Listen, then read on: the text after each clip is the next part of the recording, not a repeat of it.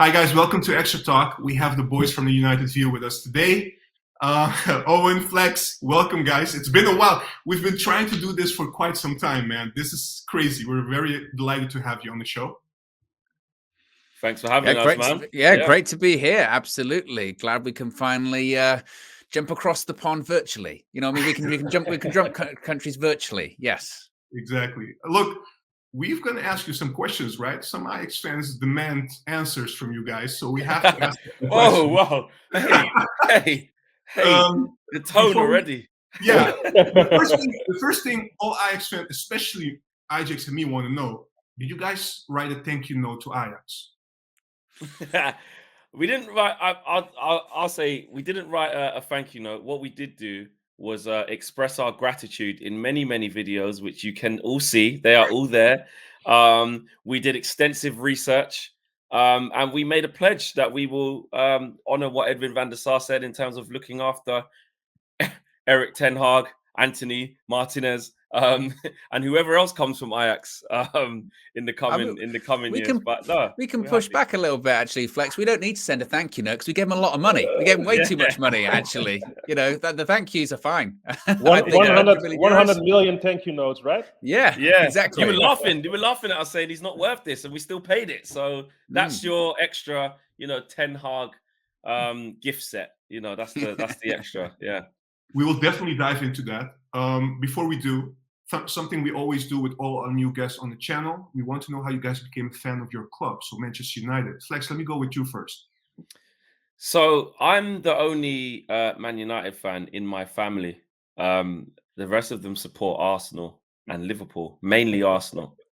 My dad supports Liverpool, my uncles support Liverpool, and then my other set of uncles, they're all Arsenal. Nobody supports Man United in my family, and the way I started supporting Man United is my mum bought me a video, old school VHS, and it was the rerun. It was the rerun of the season where Manchester United didn't win the league. I think it was 94, 95, where Erik Cantona.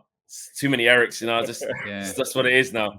Where Erik Cantona's infamous kung fu kick happened, and he got banned for a long time, and we got to the last day of the season. It was a rerun of the whole season. And as a kid, I was just fascinated by it because it got to the last day of the season at West Ham, and we couldn't win the game, and that ultimately cost us the title. But I was so enthralled with just the players that year. I fell in love with Erik Cantona. That's why I support Man United. He had his collars up. I was like, this guy's just kung fu kicked a fan. What's going on? And I was like, this is the team for me. And it's funny because everyone says, if you're from London and you support Manchester United, or you're not from Manchester and you support them, you're a glory hunter and you're this and you're that. And this was very early on where Manchester United were not, the dominant force that they were now. They were starting to be it by then. A couple of titles, they had a couple of titles, so they were still round about the best team. But it wasn't like the history before that was Liverpool was the long-standing team. Man United were not like 10 plus years of dominating, so you just jump in and you're guaranteed to win. And I actually supported us in our worst moment. It wasn't for glory. We actually lost that season in the league as well. So we went on to win it the next year. But that's why I support Man United. So how does it work with the family? How did you tell them I'm a United fan? Do you know what? It's I grew up living with my mum, so my mum's not a football fan, so it was just me. My dad, whilst he supported Liverpool, he wasn't tribal about it. He wasn't, you must do this, and you're born in and you get the shirt put on you straight away. My dad wasn't. He's not really like that. My uncles, they didn't like it. They said, well, why don't you at least support Arsenal? My Liverpool ones were saying, why don't you at least support Arsenal? And I was just like, nah, no, I'm okay. I'm okay. So that was all right. That wasn't too bad because my family's not like a tribal football family. I'm probably the one who loves football the most in the whole family, to be fair. All right. That's a nice story, man. Owen, what about you? Tell us. Well, speaking of tribal, I had no choice. So that's why I was laughing when Flex said no one in my family. No, literally, I was born and you support Manchester United. There is no discussion in it. There is no talking about the matter. As soon as I was old enough, my dad was taking me to games.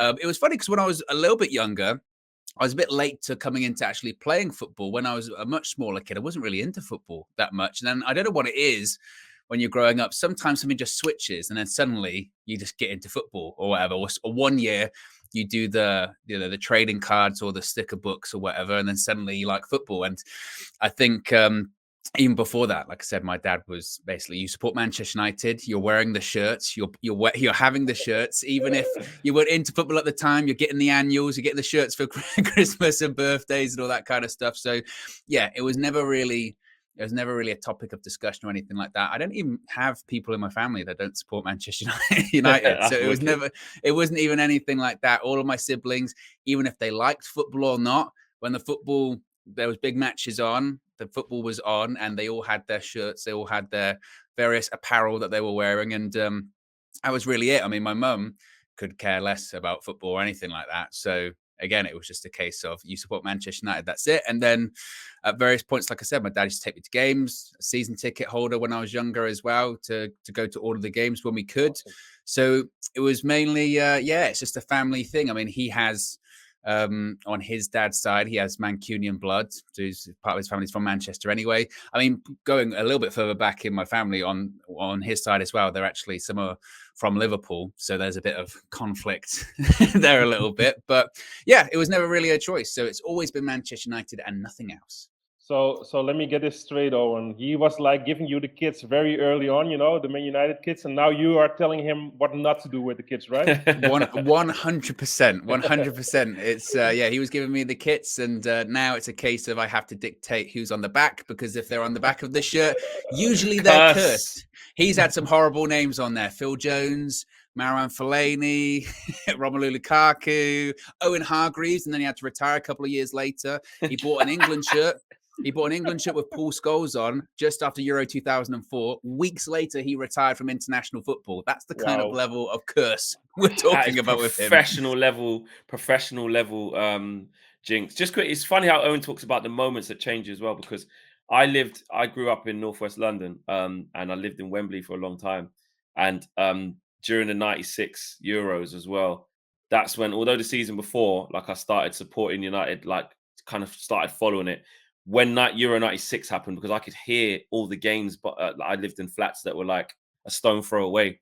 So you could hear all the goals, England, and that my mum always tells me that's when I really started getting into football properly. So yeah, that's when I started taking it seriously, following. That was the deciding moment. And England lost as well. That's really awesome. Thanks for sharing the stories, guys. I think a lot of people find it very interesting to hear that background. About the season, because we're 6 games in now in the Premier League. You guys had a terrific preseason. I saw that match against Liverpool, which you won in the preseason. I was very excited for you guys. Like, now it's going to start for real, Then you had those 2 matches that were losses, and then a streak of 4 wins. So how is the general consensus now about Manchester United from your side and the season so far? You like it? You're happy? Or how you value it? You go for it. Yeah, I think there's optimism, which is rare in the last couple of years. That has been quite rare, and obviously there's still a lot of noise outside of the club and those issues about the ownership, etc. But if you're talking about just on the pitch, I think there is a sense of optimism that, for the first time in quite a while, we've got a coach that we really like, and we see a lot of promising, and there certainly does feel like a lot of long-termism when it comes to Erik ten Hag. So I think we like that. I think that whilst the business, which we're going to touch on later, I'm sure, was very erratic throughout the summer, and we did overpay, I think, on the whole, in general, you look at that transfer window and go, I think we did a pretty good job there, actually. We signed 6 players, 5 of which are first-team starters, and they're very clearly Erik ten Hag guys. I think the start to the season, those first 2 games, that loss at home against Brighton and then the catastrophic loss against Brentford was so bad. But if anything, it was a bit of pain to get to a little bit of a good space for Manchester United, because I think Erik ten Hag managed to get actually more authority and more sort of power and more control coming out of that, because I think he had to lay down the law, not only to the players, but also to the executive structure at the club, to say, we have to do things my way. Otherwise, I'm not going to be here in a couple of months' time, because you're going to want to get rid of me because we're not performing well. And, the club's going to continue to decline. So I think that it's still very early days, clearly. And you can see when he doesn't play maybe his preferred starting 11, the old Manchester United are back somewhat. But I think, speaking for myself anyway, there's there's optimism, thinking that if you back this manager, if you give him time and give him what he wants and needs, then why not in a couple of years' time? Can't we be really competing and having a really strong side? I think there's room to be optimistic there. Yeah, I agree with a lot. Actually, I agree with everything Owen just said there. It's almost like, yeah, it's nothing more to say. It's although it's really early and we're always reluctant to, you know, overpraise and get carried away. But if I just scale it down to sort of mini signs that we're seeing, I think it's a continuation and a follow on from a lot of what you guys prepared us to anticipate from Ten Hag. You know, making big decisions, not scared to do things, standing by his players in public anyway. You know, making changes tactically, creating like a culture. You know, these are all things that early on we can see. And when we was on tour, it's fascinating being up and close around him, being able to ask him questions in the press conference, and actually being able to ask him the question when we lost against Brentford, because that's been his worst moment so far in his short. You know, that was like, okay, you've played 2 games now. This second game, you have just lost 4-0. The whole world is laughing at Man United, and your next game is Liverpool. What on earth are you going to do? What are you going to do? And you know what? I think we'll look back on that moment. Look, whether we go on to achieve great things with Ten Hag or not, I think we'll look back, and I think that moment will be so poignant. That moment of between them games, that week that they had to prepare, I think will go down in Ten Hag's reign as a significant, like a bullet point to say he realised a lot that day. And everything you guys have said since then shows the sort of manager that he is. He made big changes to the squad, changed the way that we played, abandoned a lot of the things that he wants us to be able to do in the future, but knows we can't do now. Not afraid to change things. And yeah, really, really impressive. Really impressive. Flex, let me go a little bit deeper into what you're saying, right, about Ten Hag. I remember the first time Ajax came on your show on United View. I think it was November last year or something like that. You know, there were rumors about Ten Hag, and he was competing with mainly Pochettino. And you guys were like on the fences. Okay, but you know, Pochettino is more Premier League proven. We'll touch upon that a couple of times also with the players. And you guys were, of course, you guys don't know the coach. You guys don't follow the Eredivisie, which is normal. How much did you think at that time? You know, Ajax coming on once, twice, we coming on a couple of times, thinking, yeah, they're nice guys, you know, Ajax fans, but it's too much. You know, it's too much positivity for my taste. I still think Pochettino is the better choice. I know that in the beginning you were very hesitant. At what point did you did you go to the Ten Hag before he got appointed? That's a good question. I think it could have been like the second show. There was a moment, and I think Ajax will remember. I said, bro, you know what? You sold me. You sold me. Like you say, I think he went on this little monologue thing, and he was basically saying, you know, the style of play and how progressive he is, and you know, look at the players we've turned over, and we've still managed to rebuild the team. And I was very much, I'd never hide it. I was very much, I didn't mind out of the two, I remember saying, like, I was literally, where there was in the Man United fan base, there was no way Pochettino, he's washed, he's this, he's that, PSG, rubbish. He'll come here and he'll fail. That's basically what it was, like, towards Poch. I just didn't hold that. I was like, if we get Poch, I won't be angry. If we get Ten Hag, I won't be angry. I like them both. I'm cool. I was definitely leaning towards, like, against the grain. I was like, I don't see why Pochettino's such a bad deal. I was like, you know, the Ajax structure, I remember kept saying, the Ajax structure is not going to follow Erik Ten Hag to Man United. And it's going to be difficult for him. It's not the same. Of course, yes, the league, the same thing. I get it. So those are my concerns. But when you started to, and that's why I think it was so important that we reached out to you guys, which is, I mean, it's turned into now we're bros now. It's amazing. But initially it was to gain more insight about Erik Ten Hag and get a real, understanding of what he is from people like yourselves, from supporters like yourself who follow him day in, day out, week in, week out, every match of his Ajax career. And that helped me. I know Owen will have his say and speak for him as well, but I'm pretty sure he agrees with me. Like, it really, really helped us understand what we were going to be getting. Of course, it's not a guarantee. You can't guarantee that he's going to do this, do that, but you can guarantee the type of person we're going to get. And already, I would say everything you guys have said you can see a hint of already, because obviously it's only 8 games in all comps, or 7, 8 games in all comps, and plus a preseason. So it's difficult to say, wow, those guys are everything they said to come true. But I think everything you said already and you told us about, even warned us about, sometimes subs late on in the games, maybe that's happened a couple of times where we're like, oh, maybe this, but then other games it's like got the subs spot on. So a little bit of everything you guys have said have helped us. But I definitely think it was the second show with Ajax, to answer your question, where he went on this monologue and I went, bro, I'm sold. Remember that show, Ajax? I can't remember what it was. Wasn't it? I have a tendency to do those monologues sometimes, but wasn't it the speech with it will take a while, but don't you want to be proud of your team again? Yes, and the way they try to play football. It was that. Yeah, that was a good one. That was the one where I sat there in the same chair in the same room, and I was like, well, Ajax is right, you know. I do want to feel like that about Man United. Yeah, Ten Hag. I remember actually after it finished recording it or whatever, Flex called me and went, you've got what? You went, I'm sold. I'm sold. I'm sold. I was like, oh yeah, I gotta watch it. But it's true. Oh, and surely of the two, you're the more skeptic one, right? That's my perception of you. Or am I wrong? Am I wrong right now? Sorry, bro. Sorry, putting you on the spot. No, to be fair, I'm skeptic a little bit, right? No, to be fair, I remember talking. I might have been talking to you, Flex, after the Brentford result. I really worried for him, and not because he's a bad coach or anything like that. I worried for him because I thought like Flex touched on earlier, the structure of Ajax hasn't come with him, and how bad at times Manchester United is run. That will eat people up, and that will just throw good coaches to the side because it's already done that. And I did have a worry of, is he in a bit over his head here? Because that above him, that is a mess. And that is something that, sometimes Manchester United doesn't really care about good coaches or football philosophy or tactics.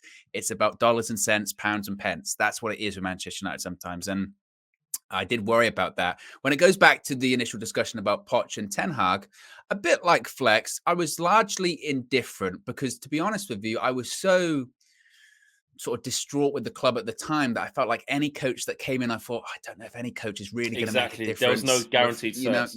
I thought, when they were saying that, Poch is washed and he's going to come in and he's going to be a puppet and all this kind of stuff, I don't know. I didn't almost see at times how any coach could get a tune out of some of those players because the players didn't want to be there or they didn't want to try, let alone someone like maybe a disciplinarian like Ten Hag coming in. I thought, how are they going to react to that? How would they react to Ralph Rangnick? That didn't turn out very well. But the side I was really leaning on was that Ten Hag was the different choice, and we needed something different. At the time you speak about Premier League being Premier League proven, I think that a lot of United fans, and myself included here, just wanted something a bit different, something outside the box. Poch would have been the safe choice, and that would have been fine, but United have done the safe choice quite a lot. It's been a while since Man United that I've done something which you go, that's a bit outside the box, or that's a bit progressive. Maybe that's the right word. That's a bit progressive of Manchester United to do. And Ten Hag's a progressive coach with progressive ideas and brings with him a progressive backroom staff as well, and different ideas and a bit of variety and something to shake Manchester United up a bit. And in a summer where there was a lot being shaken up anyway, with Richard Arnold now being the chief executive and also John Murtough, his first transfer window as the football director, United needed a lot of change, and all of that change hasn't finished just yet. Hopefully the biggest change will come in the ownership, but United needed change, I think. And as I've mentioned, the wild and crazy thing is that it's only been 6 games, but he's got more power than he did 6 games ago. It's incredible, really. He was a guy that after 2 games, you thought, Eric, 10 weeks, Eric, 10 months. How long is this going to last? But now it looks like how long could it last? Because there are definitely people now at the club, I perceive anyway, that when he speaks, they listen. Now, okay, give Eric what he wants, because clearly he knows what he's talking about and he can be the guy. And we haven't had the guy for a long period of time. Again, early days, but positive. And that's a nice change of pace after last season. Do you guys feel also when you say like people listen?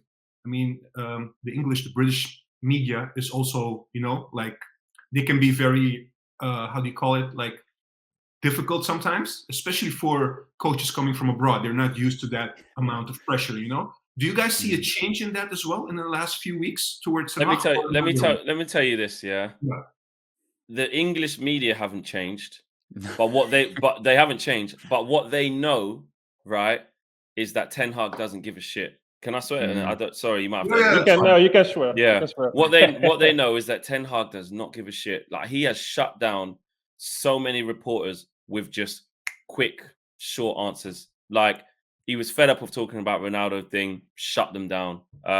He sat down one journalist called Simon Peach, which actually I felt a bit sorry for him. It was that someone had to ask about Ronaldo that day. And it just had to be him. He pointed at him. He said, "Now I've got to point," and pointed at him. Point is, get your facts right, and he went in on him. And it was quite funny afterwards on Twitter that journalist was having a laugh and stuff like that. And but many times he just shuts things down where journalists are trying to catch him out. They're trying to get grabs off him. They're trying to get the headline. He is not for any of it. Whether it's Harry Maguire, whether it's Bruno, whether it's Ronaldo, which he's had to do time and time again, he just keeps the same line and he doesn't change from it. Very stern face. And he did take a little bit of criticism from it. I was talking to some journalists on tour and just in general, and a lot of them were saying, "Oh yeah, but just need a little bit of charisma sometimes. You need to get the media on side. You need to get them to love you." And like I said, Ten Hag doesn't give a shit. Like, I think he could care less about the media side of things. If anything, though, the irony is that he's probably, I would argue, he's done more interviews than any other manager in England. He does an interview, like for Sky or whatever, sit-down interview, pretty much every week, it feels like. He speaks to the media a lot. As much as some have criticized, and some of the takes surrounding him and his personality have been just frankly bizarre, about people criticizing him for being awkward or his suit size being too big. It's bizarre, some of the takes, but I perceive anyway, there is this odd sort of fascination with him from the media because they can't get enough of him because he is a bit of a difficult character to pin down. And they can't work him out. That's what I mean. They can't really pin him down. They can't really understand his personality type, and he is oddly fascinating to listen to watch and to listen to. I mean, some of his press conferences, whilst they're very short, and obviously we cover them all, they are incredible to watch because, especially if he gets a little bit annoyed by one question, you will get one-word answers for the remainder of that press conference. He does not care. Marcus Rashford, is he in your plans for the future? Yes.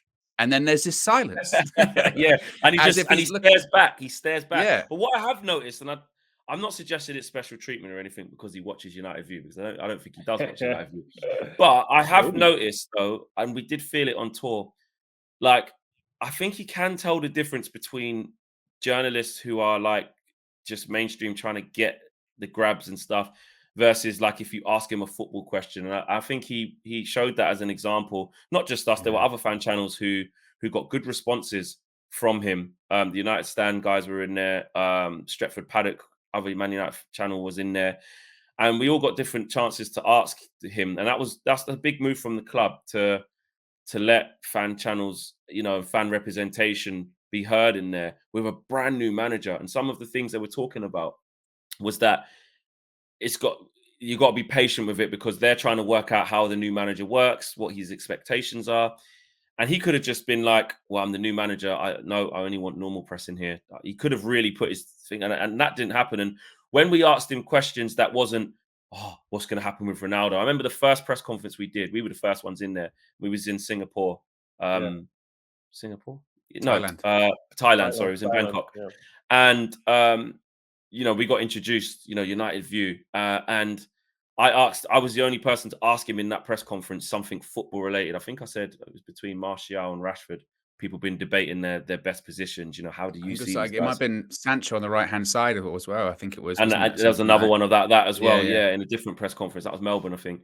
Right. But the answers that he gave were quite in depth. It was like, I want to talk about stuff like that. After we'd lost against Brentford, obviously there was loads of questions and people trying to get the grab. And I was so fascinated by, we kept trying to play out from the back that day and we got caught out and we conceded silly goals. And I asked him, was that your instruction? Do you want us to keep playing like that no matter what because you want us to get there, or do you want us to abandon that principle if it's not possible? And the answer he gave was, no, I don't want us to play like that all the time. That was very naive. And again, so I feel like if you ask him the right question, because he's a football man, if you ask him the right questions, he will engage with you. But again, if you're just trying to get out who you're going to sign, or what player's been pissing you off lately, or this player? When Ronaldo left the thing early, he made it about all the players, not just Ronaldo. So he's very tactile in how he answers. Although he might come across like he might struggle with like the language a little bit. He's still trying to, English and stuff like that. He knows what he's talking about. He even swore. He even swore in one of them. I saw that. I saw that on television.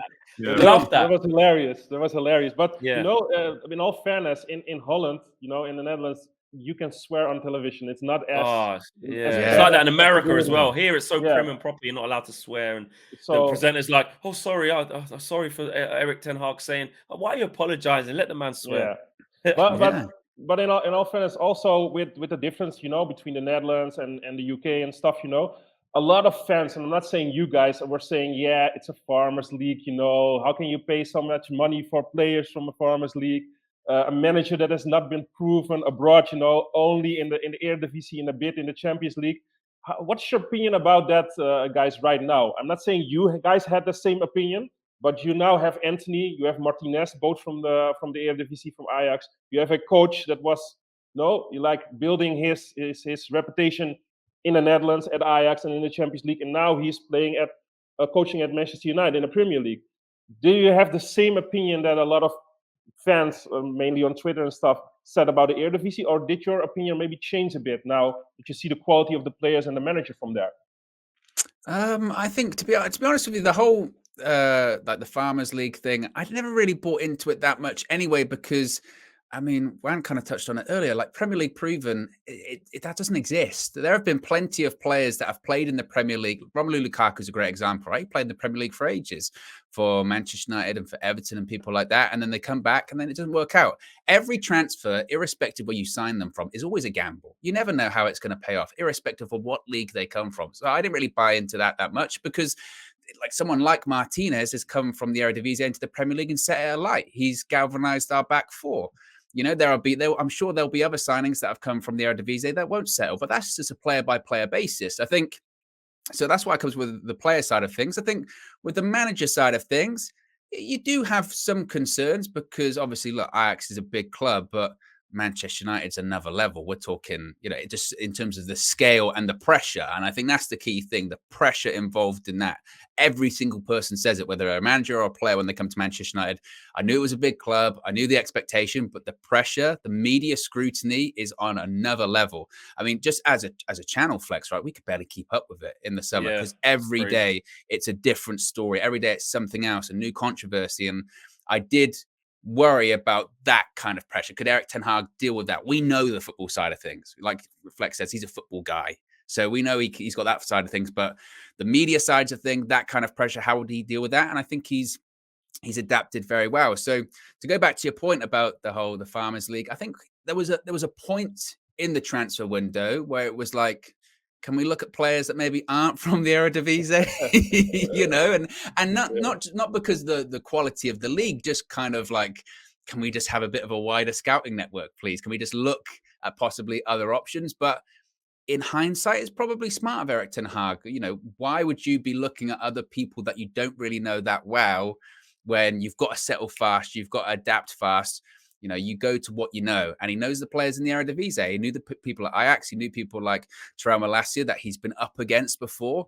So he knows people like Christian Eriksen, which he has a relationship with, because, of course, when Eriksen was on his comeback, he trained with Ajax. So, there's clearly a link there this summer. Hopefully, come January next summer, maybe that net's a bit wider, but he's already spoken about talking about meetings in January, about we've got to look at, what we could do in January and this kind of thing. So maybe he just wasn't totally prepared or comfortable with the scouting network in the summer. So he just wanted to go with what he knew. But I don't have a problem. I don't know about you, Flex, about I don't have a from we spoke about this during the transfer window, actually. And I remember a show where I was a little bit sketchy. I said, I just stopped the show halfway through, remember, and I went, is this the right thing to just getting all the players from Ajax, or just getting all the players from the Eredivisie? I did have a moment, because I was like, I could see both sides. It's like, you can't just think that because a player works in the Eredivisie and you know them, that's definitely going to make them the right guy for you here in the Premier League. But on the flip side of that, like Owen said, and I'm definitely at this point now, and I quickly got there even in the moment. I was like, but I get it. I do get it. Like, you're early on and you want your core, you know, you're trying to change the philosophy and the style of play. The best way to get that across is to have just those couple of players, you know, spread around the squad, 3 or 4 that really get what it is. And actually, if you look at the players that Ten Hag's bought, you know, 5 of them are starters. You know, everyone's not starting at the moment. It's Casemiro. Dubravka doesn't really count. Yeah, But and that's the it's player he doesn't Casemiro. really know. And that's the player he doesn't really know. So you think about it, he used those players that he brought in that were real Ten Hag players very, very soon. Some sooner than others. They displaced guys that have been here for years. What he did with Malacia, again, this is a kid that, you know, Man United fans, no Man United fan, they're lying if they said to you, beginning of the window, we need a left back. I'll tell you what, that Tyrell Malacia at Feyenoord, we've got to get him. He's the next. We really need him. He was on his way to Lyon. Nobody really batted an eyelid. It was here we go from Fabrizio Romano. It was all done. All of a sudden, Man United just jumped in and got him. That is Erik Ten Hag. That is Erik Ten Hag and Erik Ten Hag only. He wouldn't have been scouted by Man United. Nobody at Man United probably knew he was. And Erik Ten Hag and his coaching staff, Mitchell van der Gaag and probably Steve McLaren, went, Tyrell's available. We're at Man United now. I think we can go and, you know, it's not like Feyenoord where they probably will say no because we don't want to sell to Ajax and strengthen them and stuff like that. Like, let's go get him. Like, he's 13 million euros or 15 million pounds, you know? And then he came over and even, you know, a lot of the pundits before the season, you know, he's not going to displace Luke Shaw. It's more of a challenge. Got rid of Alex Telles. He wasn't good enough. You know, he wasn't good enough. He was going to Lyon. How good could he be? That was one of them. Yeah, I can't be that good. You know, he wasn't going to Real Madrid. He was going to Lyon. All this. Look at the kid now. Martinez, straight in. No messing about, straight in. Christian Eriksen, if Rippon played false 9 on the first day of the season, he had to be on the pitch that much. He played, it didn't go right, don't get me wrong. Then he played as a lone 6 against Brentford. It didn't work out. The team balance was, and then he plays in a midfield too after that, and has played there ever since. And, you know, even when we changed the team around against Real Sociedad, he put Fred in the number 10 and still kept Eriksen in his position because that's how important he sees Eriksen. So, and then Anthony comes in straight in, 3 starts in a row. So, you know, look, I think he's been very meticulous about his signings, and I'm not worried about it now. I think, like Owen says, as it progresses, that net you'd want to be wider spread of different types of players. But I completely get why he went with what he knows so early, because look at it now. He's needed to lean on those players to literally transform how we play, and they've done it already. Yeah, just sticking to this a little bit, but changing a little bit the dimension of it. You said earlier we're bros. So was there a moment in that summer, you, Owen, you guys thought, you know what, we're pillaging Ajax, man. I feel sorry for them. We should be doing other stuff. And also looking deeper into the Anthony saga at the end. How did you guys think of that? I mean, you guys coming very late. You guys already trying to get, I mean, let's be honest, you guys targeted Timber. You guys even targeted Brobbey to come to United. It was getting ridiculous, yeah. And not only that, I just want to also highlight the fact that a lot of fans, not you guys, but a lot of Manchester United fans, especially on Twitter, and even I remember Paul Scholes saying that, like, yeah, you know, I don't know what Ajax is doing. He should come to a proper club. Yeah. These kind of things. What was your overall experience during that time? I'm very fascinated to hear that from you guys. I was doing Sky Sports throughout the transfer window, right? And the Anthony thing was starting to pick up pace, and they asked me to just deliver like the news on that bit about the price and stuff. And I think I said at the time, I said the price is astronomical. But I was in praise again. I feel like the relationship that we have with Ajax through you guys is wicked, because it actually, me personally, I know Owen will probably agree. I get it from your side. You know what I mean? So I'm not going to be on the TV or on anywhere saying, well, what do Ajax expect? He's the most amount of money every Division player's ever been. What they're moaning about, just sell him. I literally said on Sky Sports, this is Man United's fault. The reason why it's 80 million is because they didn't do it early enough. Ajax have done all their business, all the stuff that you guys enlightened us with, really. I felt really well prepared to go on there and give that account from talking to you guys, because you see it, you know, when you guys were saying, we don't need to sell Anthony. And you made it clear. the guy had to miss games for it. He knew, shit, I might not get this move. We don't have to sell you, bro. Like, we've made our money. We've sold a lot of players. We've brought players in. You're part of it. Man United didn't meet the valuation. You're not going unless it's 100 million. Done. And you know what? You called the bluff. You called the bluff. Where Man United went, shit, Ajax are being serious. Ten Hag has used all the credits he can. He's pulled in all the favors he can. He spoke to all his connects at Ajax. The price remains the same. 80 million pounds or euros. I forget which one it even was now. 80 million or nothing. And United got desperate, and with the start to the season that we had as well, that didn't help. And it was panic stations. Not panic in terms of we never ever wanted Anthony, like we just plucked him out of thin air. Not panic like that, but panic in terms of the price. I mean, you guys have said it so many times that he should be 60 million, 70, maybe at tops, nowhere near 100. But that's what happens when you allow the club to put their price on it and stay firm. So, yeah, my experience was I was annoyed. I was annoyed that we put ourselves into that position. But then also on the flip side, I was like, do you know what? We put ourselves in this position. We have to get him. We need this guy. We need another forward ASAP. We cannot go into this season with just Sancho. I thought Ronaldo would still leave by that point. So it was only going to be Sancho, Rashford, and Martial. Other than that, it was youngsters like Chong, Ahmad, Palestri, Elanga. We really needed someone. And then it turns out that Ronaldo stays and we got Anthony. So now it looks completely different. But yeah, I was annoyed. I didn't blame Ajax one bit, not one bit, because people were saying earlier on in the window as well. And this is another reason why I don't blame Ajax. Again, it's Man United. We have to make a choice. We needed a centre back as a priority. So we went after Timber straight away for a while. Didn't work. We still needed a centre back. So instead of focusing on Anthony to get him for cheaper, we went for Martinez because we had to get a centre back. That was the order of priority of stuff over a right winger. Just bought Jadon Sancho for 77-point-something million as the right winger a couple of years ago. So, the priority was a centre back. That partnership of Maguire and Lindelof needed breaking up ASAP. But in hindsight, Flex, you're happy in hindsight that the Timber deal fell through, because I think you guys are generally like very happy with the Martinez. Listen, Licha, the butcher. Listen, this guy is unreal. And you know what else I love about it? Because people like Jamie Carragher, I know you guys probably seen the clips and stuff. They wrote him off. They wrote after two games. They not even past participle, not even in the past tense, Flex. They're still doing it. They are still doing it to this day. They're going, I wouldn't want a defender that's 5'9" in my team. Even acknowledging whilst he's playing well.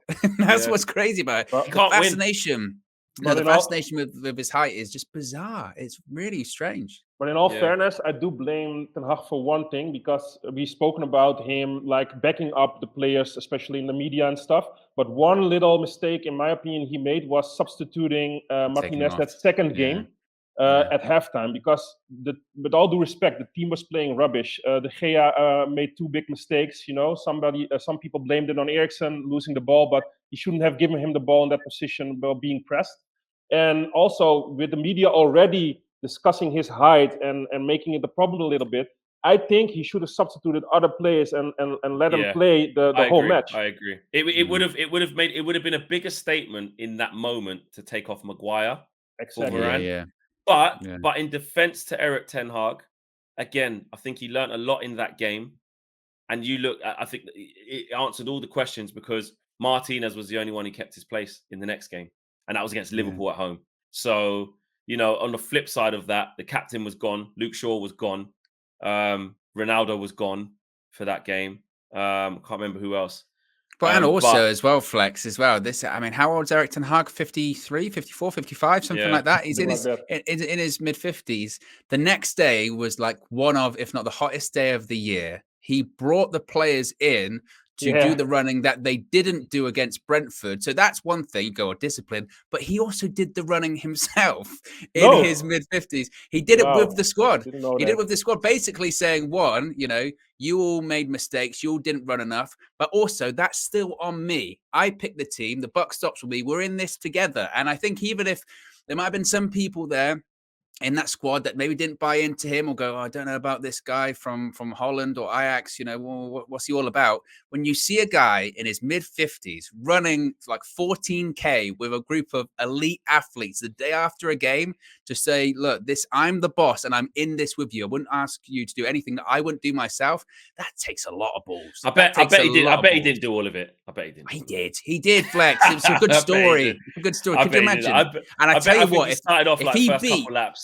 If he beat any of those Manchester United players, could you imagine if the manager in his 50s did the distance quicker than one of the players? Oh my goodness! They ran like something possessed agat Liverpool. The intensity was crazy. They have done since. They have done since. Yeah. Maybe they saw that work of art from your side with the song. My speech with your audio behind it. Yes, yes. That was a big moment. Big moment. Exactly. Big moment. Inspiring.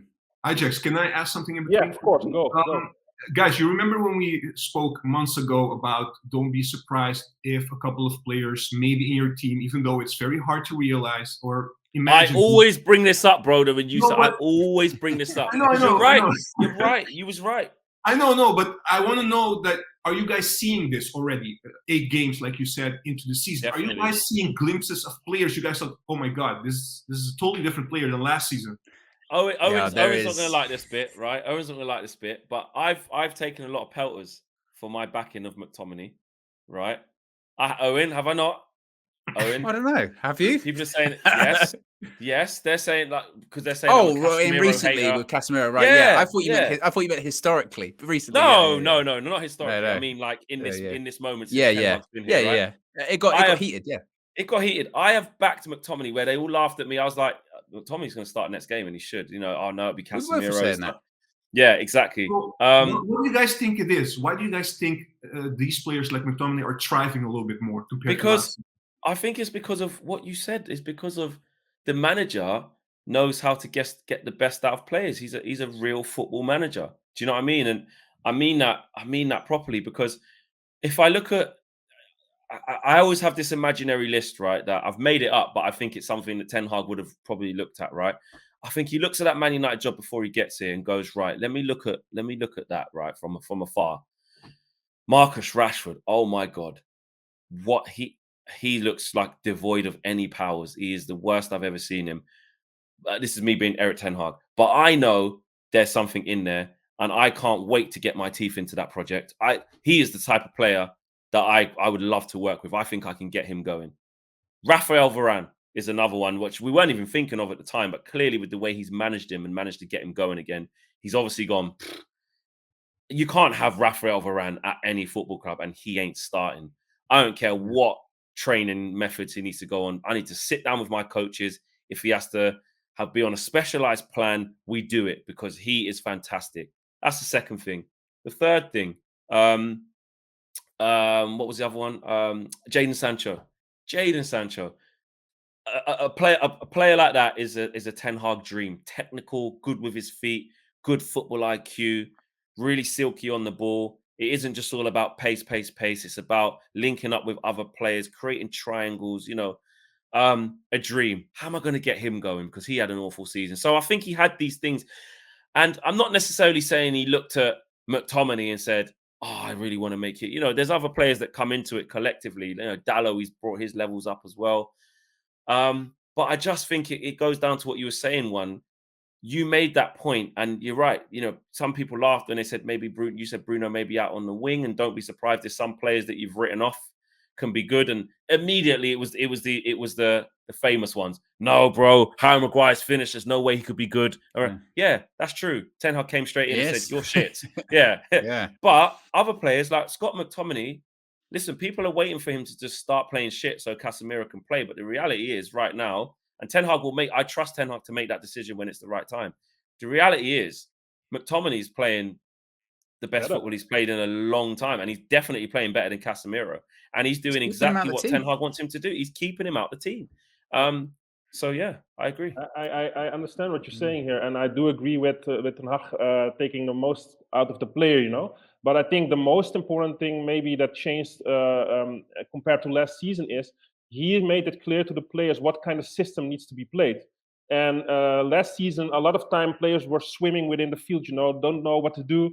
I think McTominay knows exactly what is expected from him now. And he just made a little room for him, like, this is what I expect from you. This is what you have to do within a match and nothing else. Don't do anything more. Don't do anything less. That's just You've what got I was going to Eriksen say. here, who's amazing on the ball. I've got you this guy, Christian Eriksen, and we'll talk about him. Owen's probably bored of hearing me talk about. I love Christian Eriksen. He has completely, he's literally transformed the way we play. But he's helped Bruno and he's helped McTominay. The positioning and the compactness of the midfield is just spot on now. And like people like McTominay who have a lot of limitations, Erik ten Hag's literally saying, don't worry about traveling with the ball and doing all this. Don't worry about trying to play progressive passes.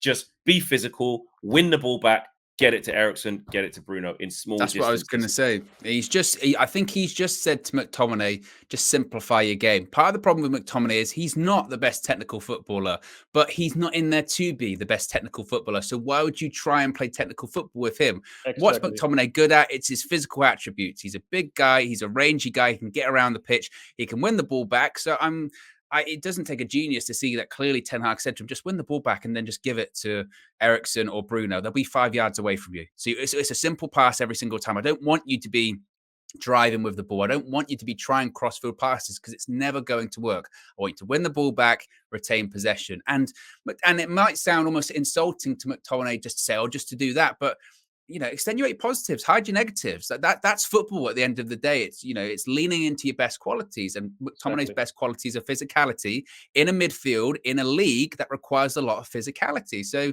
that's ultimately why I don't think it's any revelation when it comes to that. And it's true. People might not like to hear it, but at the moment, right now, Scott McTominay is keeping 5-time Champions League winner Casemiro out of the team, but he's justified in doing so. It's not favoritism; it's pure facts of form. McTominay's in form. Yeah, very true. Yeah, I agree. Ajax, do you have a question? No, I do have something to add still about Sancho and also Rashford. I remember us talking about it like over a few episodes we've done with you guys on United View. I think it also has to do with Ten Hag, like giving confidence to the players and reassuring them it's okay. This is what I expect for you. It's a process. We're going to work towards it, and that they know what is expected of them. And they are both still young players, especially with Sancho. You can already see him playing better already, this season. And the same, he did the same with Anthony and with Gravenberg and that sort of players at our team last season. So I think that is one of the biggest things he could do towards those kind of players, giving them the confidence to still play them and telling them that's the process that we are going to do with the whole team. And I imagine him doing that with those kind of players beside the tactics change. So for me, I think probably that's the thing that changed the most. I think he, what Ten Hag did is, where a lot of people can look at, there was a lot of problems at Manchester United. I think Ten Hag flicked that and thought a lot of this is a dream. Like if you're a manager and you're telling me I can have Sancho, I can have Varane, I can have Rashford, although Rashford was coming off the back of being awful, but just Rashford as Rashford, Bruno, even De Gea to a point. I know there's issues there now that need fixing, but good seasoned pros. A decent core in there, Ronaldo, these are all even Martial's there, again, we've made our own opinions on these players because of what we've seen, but as a fresh guy coming in who really believes in himself and believes in his methods and knows what he's capable of, he had every confidence. I mean, Martial's another one because we haven't got a chance to fully see it yet because he's been injured, which is so annoying. I couldn't believe what I was seeing in pre-season. I know it's only pre-season, but he comes on for 45 minutes against Liverpool and does exactly what he'd been doing in pre-season straight away. So it weren't a fluke. I know that's not a fluke. Whether he can stay fit or not and consistent is a different thing. But I can already see Ten Hag has got into him and showed him, like you said there, exactly what he demands from him and how he can actually resurrect his career and be an important part of it. Listen, bro, you're going to play over Ronaldo if you do this for me. You're going to be the number one striker this season if you stay fit and do what I ask. And him coming on in that Liverpool game over Ronaldo only for 45 minutes was a massive, massive statement from what Ten Hag was saying. Even though it was only 45 minutes and he got injured after it, what Martial did in that 45 minutes was almost unbelievable. Not unbelievable, but it was really, really impactful and it was so deliberate. And then even after that, You know, Ten Hag choosing not to start with Ronaldo at Leicester, choosing not to start with Ronaldo at Southampton. Did he not start at Southampton? He didn't start in them games, did he? No, Southampton and Leicester, and then Ronaldo didn't was start, first. That was, you know. yeah. So you know that shows that, like I said, Ten Hag doesn't give a shit. I always go back to this quote that he did, which I love it. I wish I could find it again and just keep it there, but it stays in my head, of where he's basically saying he can look any player in the eye 100% with his decision. Doesn't care. And he's proved it with Ronaldo. He's proved it with Harry Maguire. You know, he came straight in and said, Harry Maguire, looking forward to working with him. Captain, he's still going to be captain, you know, top player, all this stuff. And I said that would probably happen. I said everyone's saying get behind Ten Hag before he's come here, but what happens when in his first press conferences he says Maguire's still the captain? You know, and people were like, oh, I have to see where this goes. Oh, I don't know about this. Yeah. And look, 2 games in, Harry Maguire ain't playing. Still got the armband, but he ain't playing. And he didn't lie. He didn't lie when he picked Maguire, or Maguire remained as captain. He just said, well, he's the established captain. And he basically said, look, I've been in the job, 3-4 weeks? Who am I to make that decision right now? I don't know which player's the right player to do that. I don't know the players well enough. Already, now he knows the players well enough. And whilst Maguire might be the club captain, Bruno Fernandes is the captain that's playing a lot. And I wouldn't be surprised if something does change in the next 12 months when it comes to that. But again, he's not those big decisions. He could have rushed straight into it and gone, I'm getting rid of Maguire. He's going to be this captain. Before, why would I do that at the moment? I'm just going to let things simmer out, and I'm going to make my own decision, and I'm going to make sure it's the right decision. You know, maybe it took a little bit longer. Maybe it took those first 2 games to speed things up a little bit, but he got there in the end, and he got there.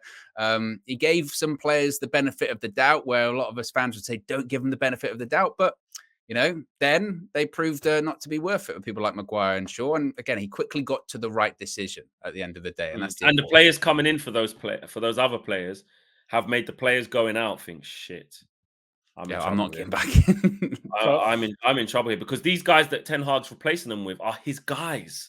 Yeah, do you know what I mean? Them every time. If you're Luke Shaw, and I know I didn't realize he was injured for a few games. If you're Luke Shaw and you're thinking, this kid Malacia, I'm not even getting on for 5 minutes because the kid's getting tired. Like he's just on all the time. If you're Harry Maguire and you're looking at first of all, you're thinking, fuck, you know, how the fuck? I was with Rafa all last year. He couldn't even be fit. How's he fit? First, that's what you're thinking. And then you're thinking, this Martinez kid, he's not going anywhere. I ain't taking this place. Maguire's looking at Martinez going, I don't do that. Right? Yeah. You know, the aggression or winning the ball, stepping forward, he goes, I can't do that. Like, exactly. I can't, you know.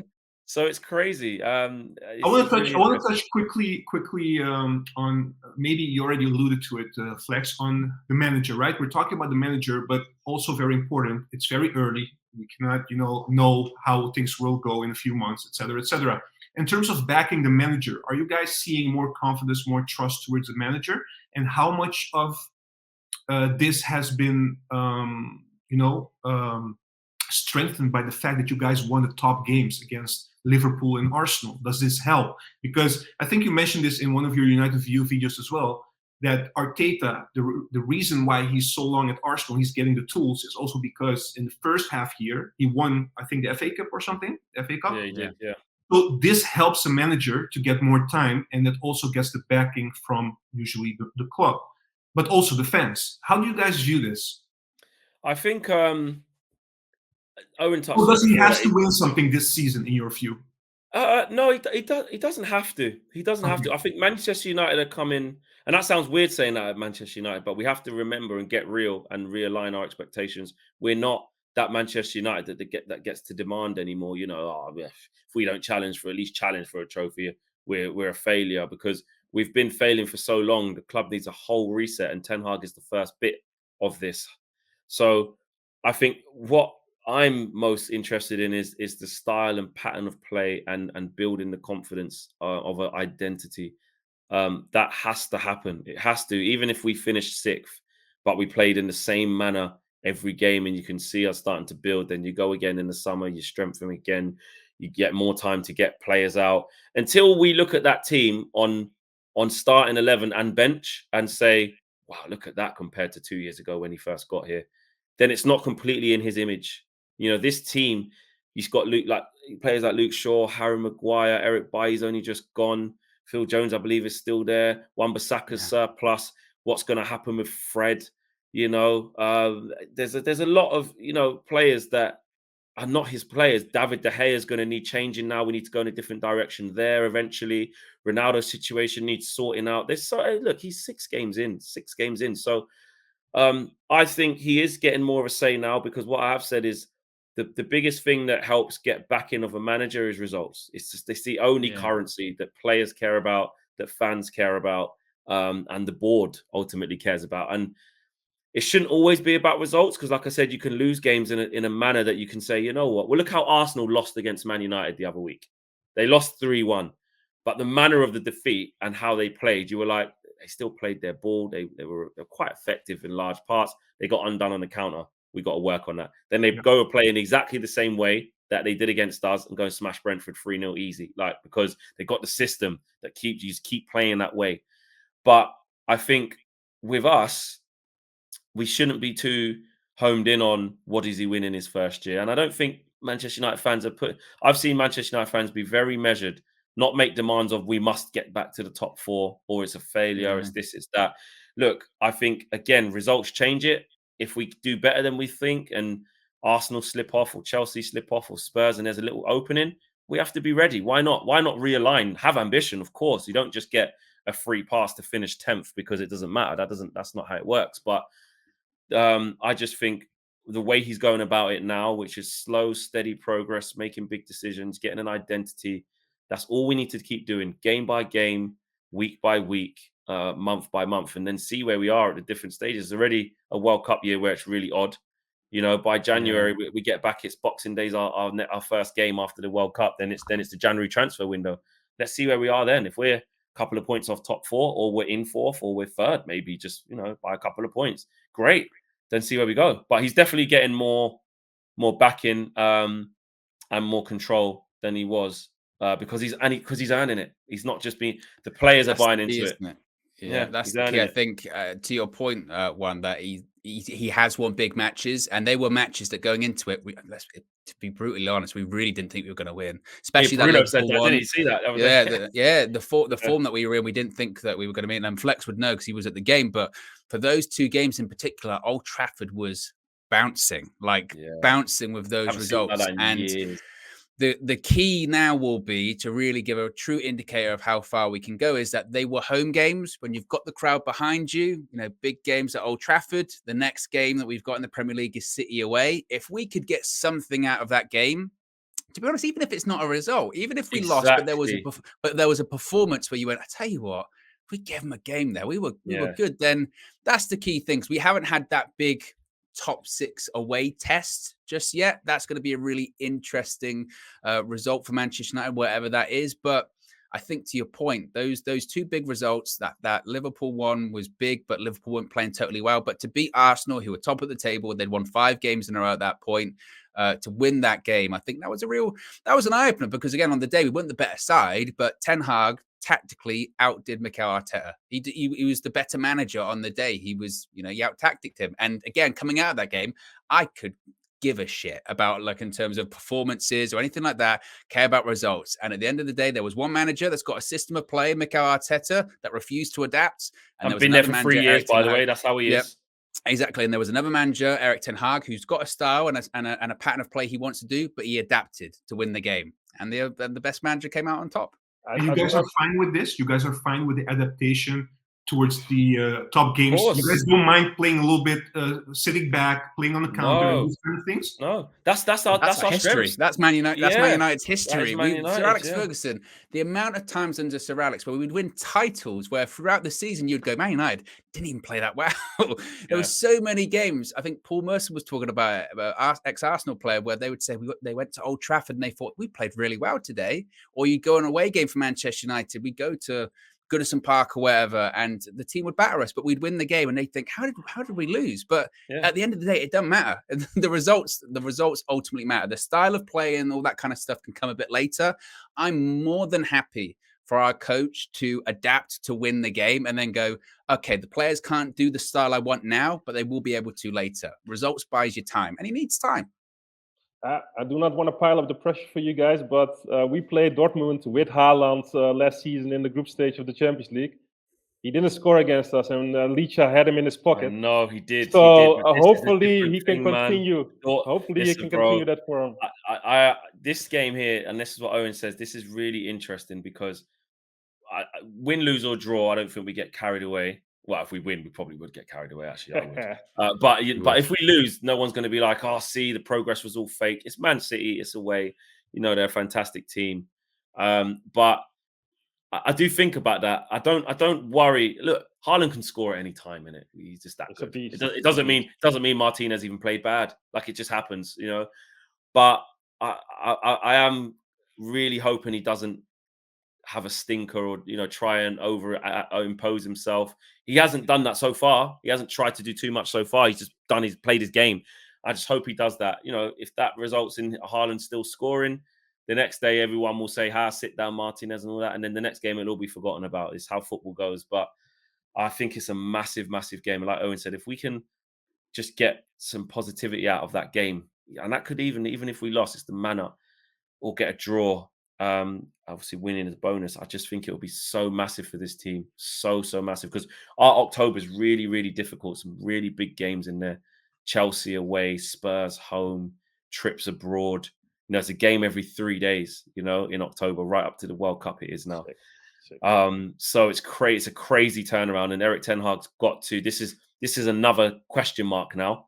Some tough away games against the big teams, and games every 3 days, which he's been talking about in every press conference, basically saying, this is why we need a big squad. This is what the rotation needs to be there. And the first time we rotated the squad against Sociedad, it was awful.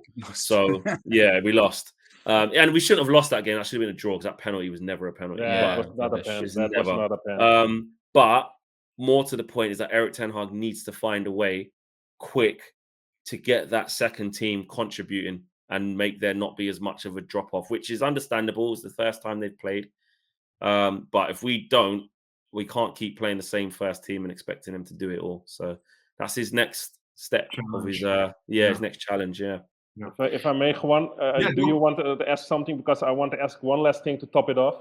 Okay, you go first. I'll go last. I will do it quickly. You guys in the Europa League this season, obviously you even made a song with KG that I enjoyed very much on the channel.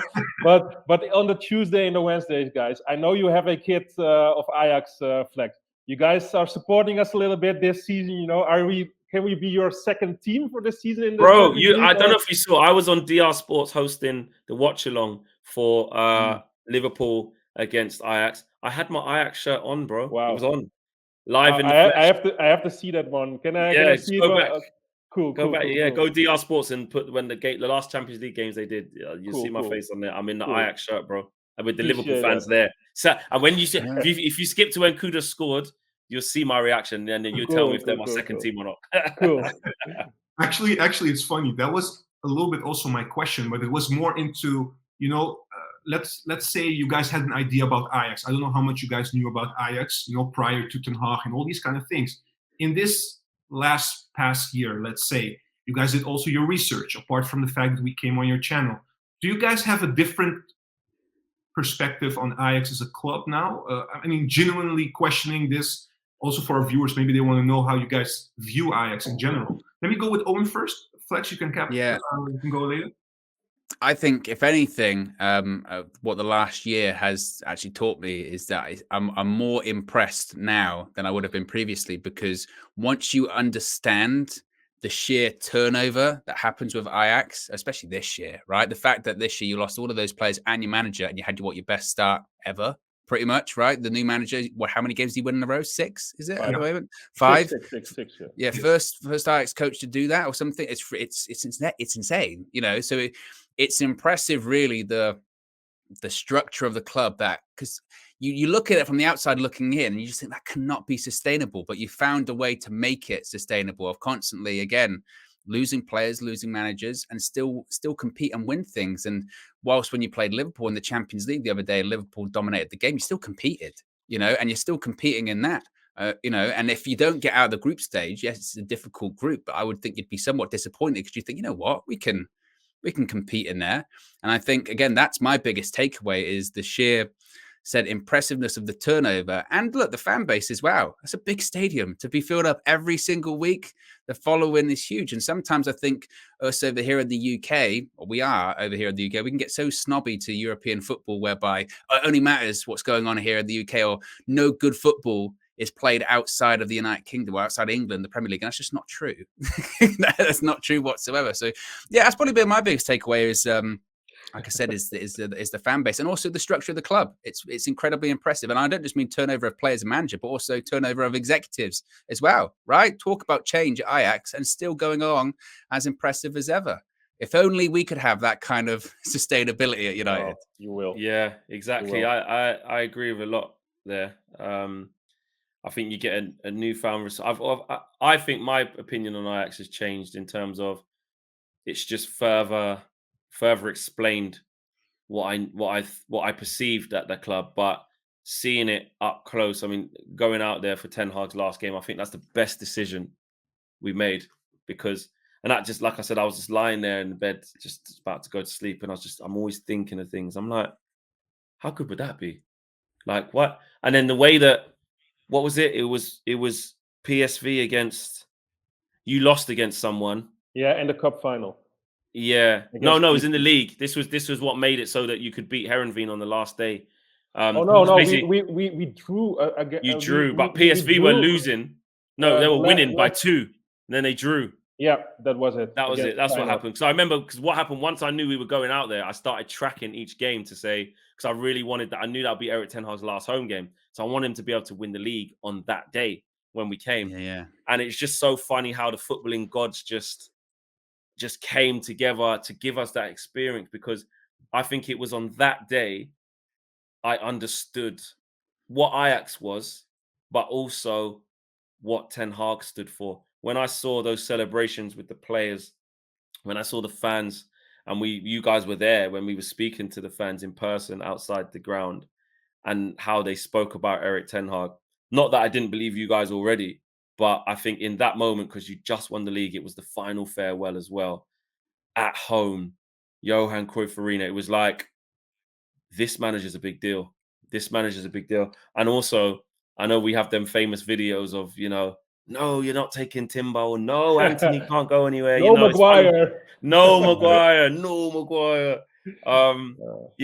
But even some of the players that you had there, you could see. I mean, Martinez played in that game. Yeah, he wasn't. Yeah, Martinez played in that game with with Timber actually at the back, didn't he? And I was so impressed. Wait, did he play in that game, Martinez? I'm sure he did. Yes, Anthony didn't play. Anthony was on crutches. I remember that. Yeah, true. And Daley Blind was playing as well. Actually, no, was Daley Blind playing centre mid that game?